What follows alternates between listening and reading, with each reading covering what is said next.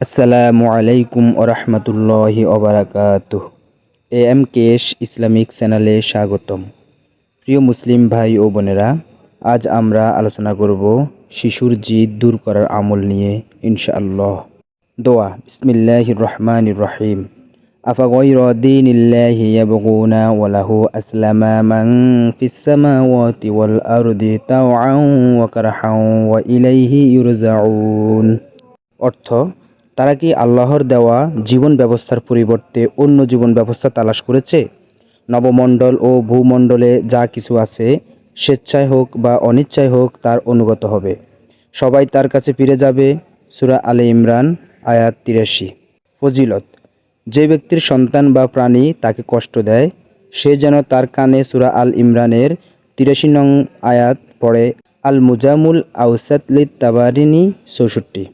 আমল: সন্তানের অতিরিক্ত জিদ থাকলে, কথা না শুনলে, কথা না মানলে প্রতিদিন ৭ বার সন্তানের কপালের উপরিভাগের চুলে হাত রেখে এই আয়াতখানা পাঠ করে তার চেহারা ও কানে ফু দিলে জিদ কমে আসে।